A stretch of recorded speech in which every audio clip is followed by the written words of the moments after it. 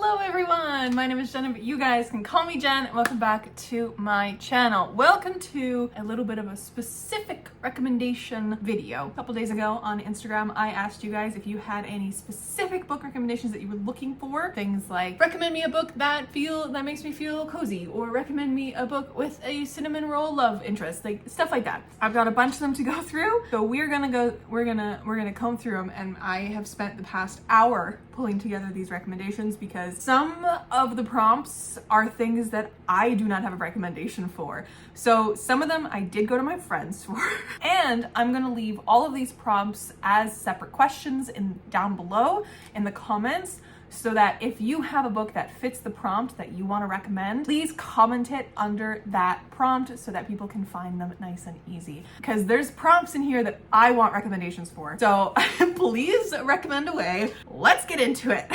First and foremost, my lovely friend Sophie asks, recommend me a book with an unusual format. And it was really funny because she's like, I'm so excited to know what you're gonna recommend. And I answered and I'm like, the only weird books that I've read are ones that you've also read or a really high fantasy that you're not gonna like. So I'm really sorry, Sophie, but these are the books that are in an unusual format. The first one is going to be Dead Collections by Isaac Fellman. This one isn't necessarily in a super weird format. It is still presented mostly as a narrative and as a novel, but it does have this structure of it. Each of the chapters are a different archival document kind of a thing.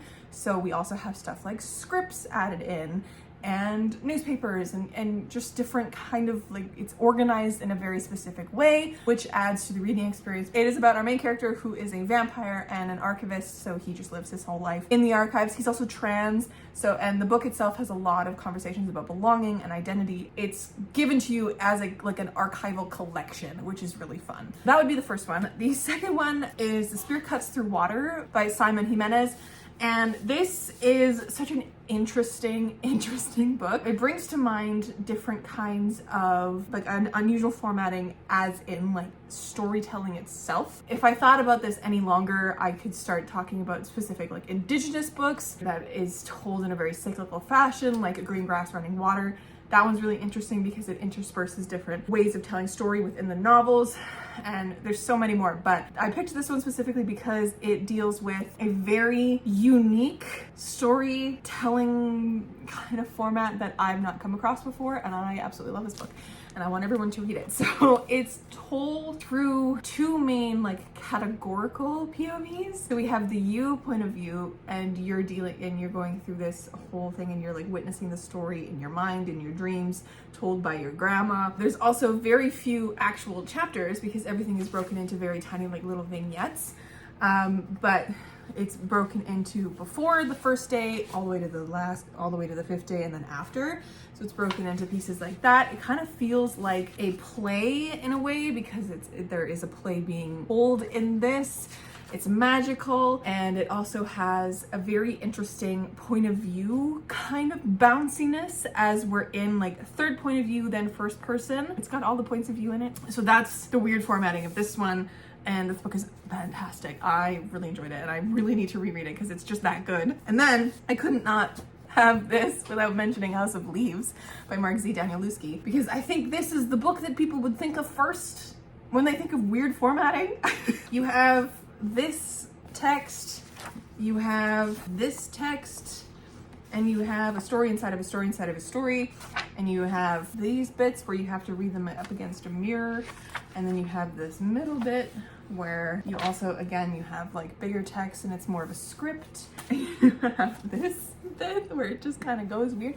This is the found footage of weird formatting of books.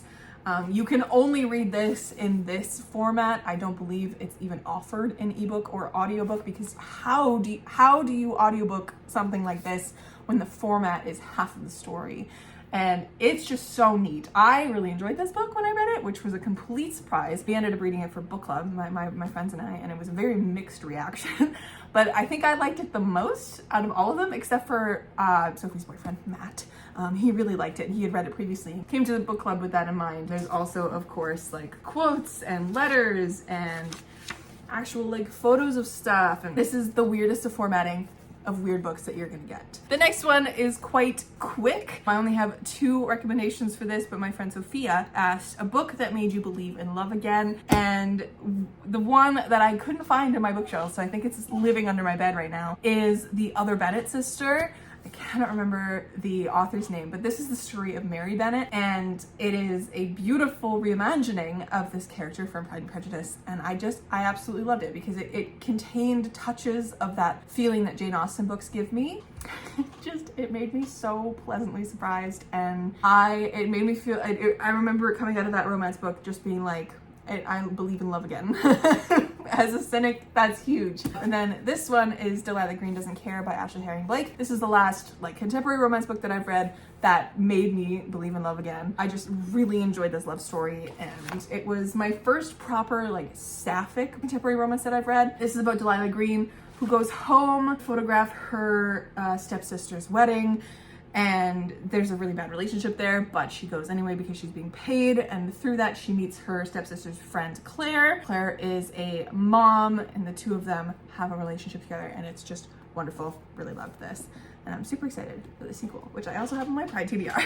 Then another quick one. This one is a book you think should be mandatory reading. I have 2. The first one is Babel by R.F. Kuang, and the second one is The 5th Season by N.K. Jemisin. Now, there are specific reasons for both of them. Babel because it is an absolute masterpiece, and it is such a fantastic look at how race and racism and all of these specific atrocities and stereotypes are built into institutions, and it is such a fantastic analysis of the whole idea of dark academia, and also using the institution like school specifically and university as the setting for such dark books. And I love this so much. It was amazing. This one, 5th Season, is a mandatory read for anyone who likes fantasy, anyone who's into fantasy, because this is an absolute masterpiece. I know it might hurt your brain, but I promise you it's worth it. This is the first book in a trilogy that is my favorite trilogy of all time. Yes, it beat out Lord of the Rings. It is amazing.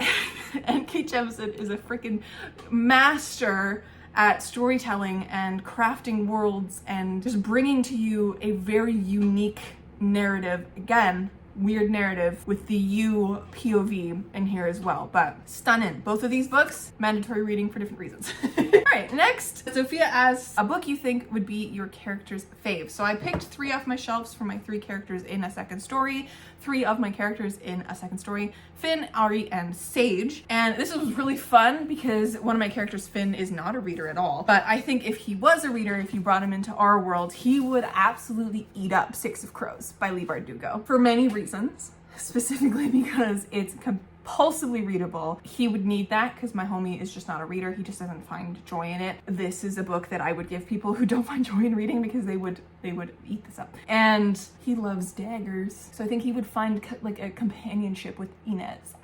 So that would be his. For Ari, I just went one of my favorites because Ari is a piece of me, and Ari would just find the most comfort in a really comforting read. And so I picked Legends of Lattes, of course, by Travis Baldree. Obviously. It's the coziest of cozy. And then for Sage, my little girl Sage, she's such an adventurer at heart, and she also really, really loves books. So I went old school with Sage, and I picked Inkheart by Cornelia Funk. When I was a kid, I ate this series up. It is the perfect adventure novel around books that I think Sage would just be so in love with. She would just be so attached to all the characters and would cry over anything that would happen to them. I can just see it. But yeah, Inkheart by Cornelia Funk would be Sage's pick. So next up we have the first category, which I have very, very few answers for, and it is recommend me a modern day thriller mystery book that has an actual unsuspecting twist. So the only one that I really could recommend would be T. Kingfisher's A House with Good Bones, and this isn't really even in that category. It's more horror, and it has a supernatural twist. It's gothic horror leaning. And I recommend this because I specifically remember saying in my vlog and remembering and feeling when I was reading this, that when we got to the point where, every horror or thriller or mystery book has a twist, this one leaned into what I really wanted it to do and what I want a lot of thriller books to do, but they back away from. So I really enjoyed that aspect of it. and it's a novella, so it's fast and snappy. And T. Kingfisher, I've read only 2 of her books so far, but I am so in love with her writing and her world. This is my recommendation for that prompt, but I asked my friends and my friend Sophie came in clutch, but she doesn't really read fantasy, so she reads everything else. And she gave me 4 recommendations. She gave me The Appeal, House Across the Lake, Shady Hollow, which, if I remember correctly, is like a cozy animal mystery. So the vibes are incredible. And then The Zigzag Girl. Thank you, Sophie, for giving me these recommendations. I've heard good things about The Appeal and The House Across the Lake for specific like thriller mystery stuff, but I've not read them, obviously. I'm not that big of a thriller mystery person myself, although I would really like to be, and I would like to read more books like that. So this is one of the ones where I really want you guys to chime in the comments and give good recommendations. So this one is a modern day thriller mystery book, which is why I didn't recommend. And then there were none because that is my favorite. Because it's not modern day thriller mystery book that has an actual unsuspecting twist. So something with a good twist. Sophie did say that she wasn't sure if any of these had like a really good twist, but they were a really great reading experience. So thank you, Sophie.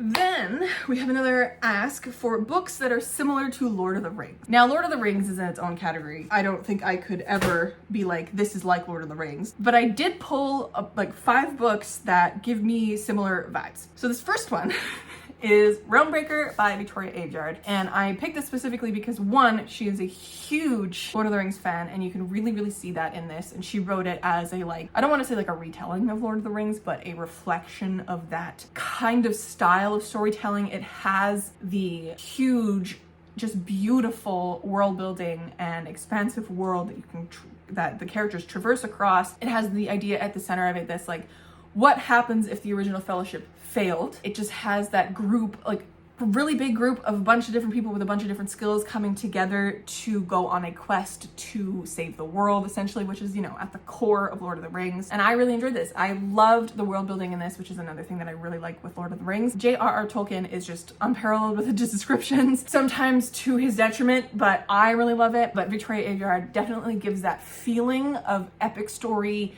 beautiful descriptions, and the quest narrative in a more palatable way in a YA fantasy that I actually really love. In that same vein, I have Aragon by Christopher Paolini, because this feels like a more palatable elves and dwarves and dragons kind of fantasy that you can take from with like very similar quest vibes, again from Lord of the Rings, but in a middle grade. I really like this. I know a lot of people have problems with Christopher Paolini's work because he wrote this when he was 15. So obviously his storytelling is a lot better now, but I loved Aragon when I read it, and I read it as an adult. Like, I didn't read it when I was a kid when everyone else was reading it. So I read it as an adult after I had read Lord of the Rings, and I absolutely fell in love with this world. I have yet to read book 3 and 4 in the series because, as you guys know, I'm terrible with series, but this was just absolutely fantastic. So if you want something that gives you that nostalgic feeling of old style fantasy quest narrative with elves and dwarves and all the fantasy characters that we come to expect from a traditional fantasy narrative, pick up Aragon. The next 3 books I've included are more so included because of their expansiveness, which is one of the main things that I've come from that I love about Lord of the Rings, and their epicness, you know? So of course I had to mention Robert Jordan's The Wheel of Time. This is the first one, The Eye of the World, because you can feel a lot of Robert Jordan's inspiration is Lord of the Rings. There's a lot of very similar quest lines and ideas in here that are in Lord of the Rings. And of course, it gives you that same old school fantasy feeling because it is old school fantasy, and it follows, you know, the quest narrative. It follows a lot of different characters, which Lord of the Rings doesn't necessarily do. Lord of the Rings just has a lot of characters, but like the points of view are pretty narrowed down to just Frodo, Aragorn, and Merry and Pippin. Like, it's narrowed down to the situations, but Eye of the World kind of has that, and then it explodes out in the actual Wheel of Time situation, which I haven't read more than just book 2.5. But this definitely, if you want the old school fantasy flair with an epic world that is more adult than Aragon. Then of course, I cannot have a recommendation video without one of these in here. How about Brandon Sanderson? This is so epic. This is epic fantasy at its finest. I think that is the only reason why I'm comparing this, why I'm saying it's like Lord of the Rings, because it's so epic. And the world is so wonderfully thought out and lived in and amazing, which is another thing that I absolutely love about Lord of the Rings, is that the world feels real. Brandon Sanderson is a world building expert, a master at what he does. Everything that he creates, all the books and worlds that he puts out there feels so real. That's why. It's also huge and epic and wonderful, and that's why. But the last one, again, because it's so epic, because it's so wonderful, but it's also because it's a little bit slower and more churning, which I think Lord of the Rings is in its essence, a more slower, wonderful fantasy where you can really sit in the world. That's Prior to the Orange Tree. If you're going for something epic and huge and just wonderful, you know, Prior to the Orange Tree, it's got dragons. How could you not? The next one is, as my friend says, recommendation for be gay, do crimes, preferably not YA. So for this one, I went digging a little bit.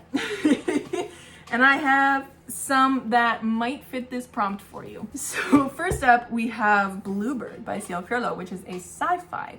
This one is Be Gay, Do Crime because it's literally following a gunslinger on the run from authority. And she's gay. She's got a librarian girlfriend. And it also is following named Ginka, I believe. It's been a long time since I've read this. And she's also on the run from a lot of stuff. And it's just, you know, explosions and battles in space. And it's a great time and I really enjoyed it. But yeah, lesbian gunslingers in space. Space librarians. Like, it's got it all. Be gay and do crime. I have one YA book, and that's just because this is a YA book that I really like as someone who's not really reading a lot of YA anymore. And that is Little Thieves by Margaret Owen. Now, it's got thieves in the title. And it follows our main character, Vanka, who is a master thief. And she goes about, you know, stealing from the rich, Robin Hood figure. And she's also ace. So, you know, be gay, do crimes. I really love this book. It was just absolutely fantastic. There's sapphic side characters, which is fantastic. So be gay, do crimes, steal from the rich. We love it. Then in that same vein, I also have Seven Devils, which is the first in a duology, Seven Devils and Seven Mercies by Elizabeth May and Lord Lamb. This one I've included here because the whole cast is queer or disabled or both. And it is just fantastic. And they are a crew of people. Originally, there's two of them who are part of a resistance group, and then all of them together are kind of like going back against the empire, the ruling figures, all that kind of stuff. So it's heist at the beginning as well. It's more of a heist book in the first one. So again, be gay, do crime. And it's amazing. It's one of my favorite sci-fis of all time. And then this one's a little bit more be gay, but follow the law. So I had to include it because this is a massacre of Jinn. And it's literally about a law liaison, I guess. Fatima is the youngest woman working for the Ministry of Alchemy, Enchantments, and Supernatural Entities. And so she's like trying to figure out, in this one, she's trying to solve a murder. She's gay. And does she follow the law all the time? No. But I thought this was funny for myself because it is just a wonderful wild ride. Be gay and do crimes secretly. Follow the law. Be gay. Follow the law. I had to include that one. It's great. It's like steampunk Cairo. Then we've been asked for a fantasy with best friends who do anything for each other. Now this is another one that I want recommendations for, my friends, because I only have a few, and as I was staring at my shelves, I realized that almost every single fantasy book that I have that has multiple people in it who have a relationship with each other are all like romantically led relationships. So I need more fantasy with just best friends at the core, okay? So tell me, fantasy books with best friends at the core of it. I would also include Seven Devils in this if it was asking for sci-fi because it's a group of, it's found families. So that's the best kind of best friends. So like if you have any found family recommendations, please give them to me. Give them to me because I will read them all. It's my favorite trope. Anyways, I have three here. The first one is a book that I recently read, and that is To Shape a Dragon's Breath by Monocle Blackgoose. This one doesn't necessarily have that same vibe as like these best friends who would literally go to the ends of the earth for each other, but our main character Anakus is that. She will do anything to make sure her friends are treated right. She will do anything for them in these situations. And I love that about her. She's one of the best characters that I've read in a long time. I really, really enjoyed her. The way that she is just set in her ways, but in a very like steadfast, not strong-headed, but steadfast, even area where she is just so kind to her friends and will do anything for them and will help them in any situation.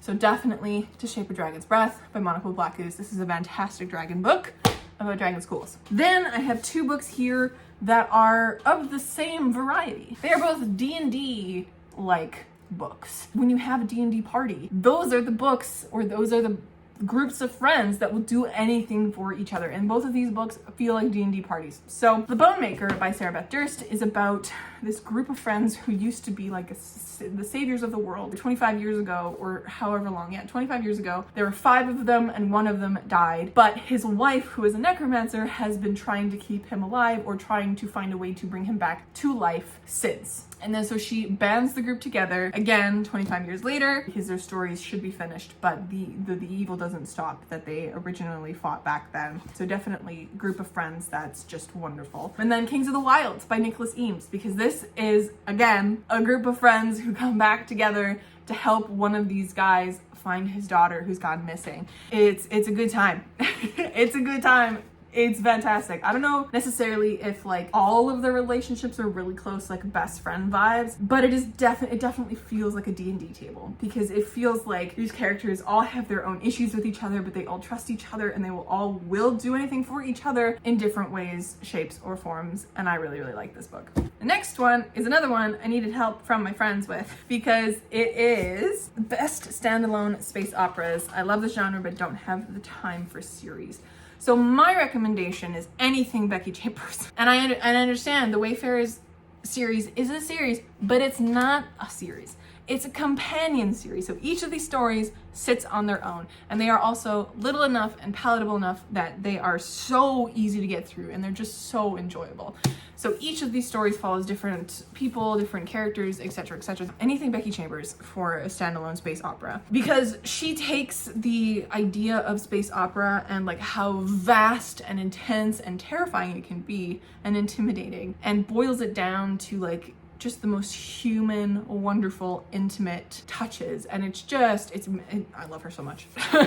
I think we're due for a Becky Chambers reread at some point. I asked my friends if they could help. I asked them specifically for standalone sci-fis. So this is not the same as standalone space operas, but there are a couple in here that do count as, or could count as, space operas. So the ones that don't are Clara and the Sun, The Post-Mortal, Left Hand of Darkness, although I think that one could be considered space opera. I don't know. I haven't read it. So Autonomous, Invasion of the Body Snatchers, Day of the Triffids, Frankenstein in Baghdad, Under Fortunate Stars, The Seep, and then the ones that do count as space operas or are possible are Light Chaser, On a Sunbeam, which is a graphic novel, and the Kaiju Preservation Society. I know that one is by John Scalzi. I didn't say any of the authors because I don't know most of the authors of these. So those are the lists. That is the list from my friends. I have a lovely sticky note here from them. The next one is fantasy for someone that hasn't read the genre in months. I have one book here that's going to kind of cross over, like, you know, many different situations. But that's okay. We're going to go through it. So that book specifically is Hall of Smoke by H.M. Long. I think this is a fantastic entry-level fantasy book. If you want something that feels like fantasy, you know? Like the world building in here is amazing. It feels like you're walking through a Skyrim video game. It is amazing. It follows Hessa, who is a priestess. At the beginning of this, her priestess kind of like kicks her out. She is the last Engi standing, and she ends up being caught in the middle of a god war. And it's great. And it's so easy to get through, and it's so enjoyable. If you're kind of just coming back in to fantasy specifically, there are a few books here that I have that are definitely more palatable to get through, other than just, you know, reading a traditional high fantasy. First up, we have Nettle and Bone by T.E. Kingfisher, which is, of course, one of my faves of the year. It feels like a dark fairy tale. It's cozy adjacent, in my opinion. It deals with some sharper, more dark themes, so please check trigger warnings. But it is so lovely and so fun. And it is the perfect little dash of fantasy that just is so magical to read, in my opinion. And it's quick because it's a little novella. I loved this book. Highly, highly recommended. This is about Mara, who is a princess turned nun who ends up having to save her sister from an abusive marriage. And it's a good time. It's a very good time. She like gathers a gang of people together. It's great. Well, I guess this could work for also found family as well, but that's okay. Then I also have one that is, I'm including it on this list even though it is high fantasy because it is offered in such a fun, just lovely narrative, and I found it really digestible even though I am someone really seasoned in fantasy, and that is Trust of the Emerald Sea by Brandon Sanderson. Yes, it's a Brandon Sanderson, don't be scared. I promise you. It's a palatable little Brandon Sanderson that is like based off of The Princess Bride, which is one of so many people's favorite fantasy movies. It is high fantasy and it has fantastic world building, but it is given to you in such an easy, palatable way. Listen, there's a sea of spores in here that if they get wet in any form will turn into something else. And that makes it very dangerous to be a pirate on the seas. But hey, guess what? Most of this book is set on the seas of these spores in an attempt for our main character Tress to rescue her love from this sorcerer. And the narration is so fun, so witty. It harkens back to The Princess Bride in the most beautiful of touches. It's so much fun. I need everyone to read this book. I really, really do. But yeah, the reason why I'm recommending it is because it is such a fun romp. And it also plays off of that like beloved movie. So if you are someone who loves The Princess Bride, I recommend this so much. And also if you are someone who's just kind of getting back into fantasy or hasn't read it in a lot of different ways, pick this one up. It's so fun. It's so good. Trust me. And I know this is actually, this prompt was from Aspasia. And I remember Aspasia reading my book, A Second Story, and I believe it was her in her review or someone else that said it was a perfect book to read after not having read fantasy books for a long time because it bridges that gap between romance, which is what they've been reading, and fantasy, which is kind of like their old favorite genre. And it's cozy and it's sweet and it's not a lot of high stakes. So in that case, read cozy fantasy, my book. Legends and Lattes, The Very Secret Society of Irregular Witches, Son of a Sailor, which is over here. Son of a Sailor by Marshall J. Moore. We also have Cursed Cocktails by S.L. Rowland. You know, like any cozy fantasy is your best bet for soft, wonderful stories to get back into the fantasy world in like little slices. Oh, and Can't Spell Treason Without Tea if you want a little bit of a cozy fantasy that's a step up because this has dragon fights. And the second one's got pirates. Again, great. And I also wanted to talk about Divine Rivals by Rebecca Ross because this is a more grounded fantasy. This is historical fantasy, again, don't get scared. Set in a World War II, don't get scared, world. I know so many people really just don't like World War II settings. I am the same way, but I still really enjoyed this. This is such a compulsively readable story about a magical you've got mail enemies to lovers relationship set in a world where there's a god war going on. For me, the world building didn't really go very well, but everyone seems to be eating this up. I think this would be a great book if you're just getting back into fantasy to like kind of bridge that gap again of being familiar with like the tropes of romance, which is the you've got mail, the enemies to lovers, etc. And the fantasy, which is conscious buildings that can do stuff. Also magical typewriters that can send letters between each other. It's a good time. Up next is optimistic end of world sci-fi. Now, this was another one that I had a little bit of trouble with, but that's okay. I have 3 options, and listen, optimistic end of world sci-fi is such a hard thing to find. So again, if you guys have any books that slightly fit this comment, please leave it down below, because as I was sitting here reading this, I was like, man, all of the end of the world sci-fi that I'm reading is so dramatic and end of the world, you know? There's no like super optimistic stuff about it, but I ended up picking novella To Be Taught If Fortunate. Now, this isn't my favorite Becky Chambers that she has written. It's a situation where there is a team of scientists orbiting, trying to find life in different places. Yeah, they're like, in the future, instead of terraforming planets to sustain human life, explorers of the galaxy transform themselves. So it's at the turn of the 22nd century, scientists make a breakthrough in human space flight. So it's a team up there navigating. It's like they don't know what they're coming back to, if they do come back, if people they know will still be alive, because you know time is wonky in space. It is a little bit end of the world feeling, but it is optimistic and very hopeful in the way that it made multiple of my friends cry when they read it. I also have this novella that I finished like literally 2 nights ago, is Mimicking of Known Successes by Malka Older. This felt very interesting to me as a end of the world kind of story. Is it end of the world? I don't know. It's set in space. It's set on this different planet. It is a murder mystery. Is it a murder mystery? It's technically just a mystery of like what happened to this guy, what's going on. But one of our characters, our main character, is a researcher into, like a biological researcher into the states that Earth was in where it was thriving before it died. And they're trying to figure out how to like stabilize that perfectly to get Earth to be livable again.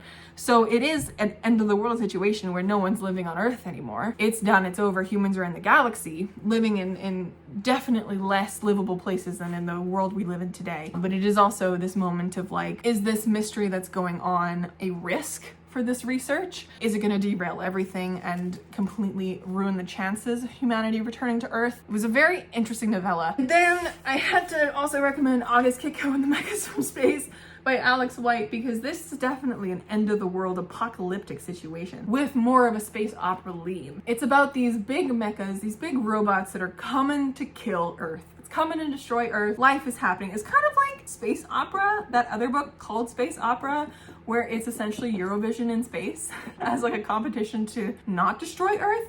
Interesting. But in this, like, they know these robots are going around killing different planets, killing different life systems, and Earth is next. And then there's this big cataclysmic event where they all come down to Earth to, like, you know, destroy Earth. In those moments, August Kitco and a couple other people interrupt it in a very interesting way, and it's got, you know, mechas and robots, and it's fun, and it's very queer as well. So I wanted to include this as well, even though it doesn't quite fit. So again, if you guys have any optimistic end of the world sci-fi recommendations, please leave them down below, because we need some more optimism in our lives. I've not read any of these, but like Emily St. John Mandel, I feel like is a perfect recommendation for this as well, mainly because it's a lot of end of the world speculative fiction in a way, but it's very hopeful. I've heard, I haven't read any Emily St. John Mandel. I know I'm a bad Canadian, but still, I think that one would fit very well. This next one is standalone fantasy and or sci-fi that is like watching a movie. This one was very fun for me because I have many different recommendations. You got me, Phoebe, with the standalone. How am I supposed to do anything with standalone, especially when it comes to sci-fi? It's so difficult to find. I did it though. Oh, this is where The Long Way to Small Angry Planet was.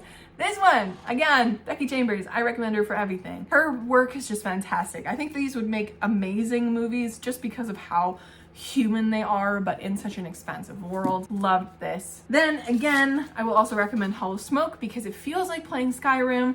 It's very cinematic. It's like the descriptions are very beautiful and lush. And again, Hollow Smoke is a standalone, even though it is part of a wider companion series. You can read this on its own and it's fine. You got the whole story. So it's great. And then I also have The Monsters We Defy by Leslie Penelope. This one I think would be a fantastic movie because it is very Ocean's 11 set in the 1920s with magic. Like, it is magic and ghosts. It's so fun. I really, really, really enjoyed it. So I think that one is also, it feels like a movie when you're reading it. And then I also have Neverwhere by Neil Gaiman. That one was very fun. It reminded me so vividly of Doctor Who meets Dimension 20's like The Unsleeping City. Like, it just felt like those two visual like shows, and Neverwhere just kind of had that, you know, cinematic flair to it. Neil Gaiman, we know, has written like screenplays and graphic novels and different kind of stories, so he does have that wonderful cinematic storytelling to him. So I had to recommend that one. Also, The Very Secret Society of Irregular Witches by Sango Mandana. This feels like watching a comfort movie, and I love it so freaking much. It is just the sweetest Grumpy Sunshine romance with magic. I loved it. I love it so, so much. All right, last one. And this is one that when I got this prompt, I sat for like a good solid 10 minutes and I was like, I literally have not a single book for this. So again, if you guys have anything that would fill this prompt, please leave it down below. This is a book where the villain's reasoning actually makes more sense than the hero's reasoning. I ended up pulling the only book that like vaguely fit this, and that's Vicious by V.E. Schwab, because it's presented to us in a way where our main character and his nemesis are like, the nemesis is technically the hero figure and our main character is the villain figure, but they're so morally gray that they both fit both roles and both don't fit them at all. So I had to mention this because of that. This is definitely like modern sci-fi superheroes experimentation to like push the limits of humanity, that kind of a thing. And then two boys who are just like, you know, mortal enemies trying to take each other down, which is fun. But yeah, this is the only book I really have for that prompt. So again, I asked my friends, And again, hard prompt to fill. My friend Sophie said this one doesn't necessarily fit that prompt, but it is a muddy distinction between good guys and bad guys, and it's called And Then I Woke Up. So again, like Vicious, it's kind of a muddying of like what's good and what's bad. So if you guys have anything where the villain's reasoning makes more sense than the hero's, please let me know. That is it for me today. I really hope you enjoyed this video. Again, please leave your comments down below. Let me know what you think of this video concept, if you want me to do it again. If you have any specific recommendations that you've been looking for, a specific kind of book, please leave them down below as questions and hopefully people will fill them out. I will try to fill them out as well. And I will also, as I said, I will leave each of these prompts that I talked about in this video as separate comments that you can then comment under and recommend books for, so that people can find even more recommendations that aren't just from me. But anyways, my friends, we'll catch you in another video very, very soon. Stay kind and keep on reading.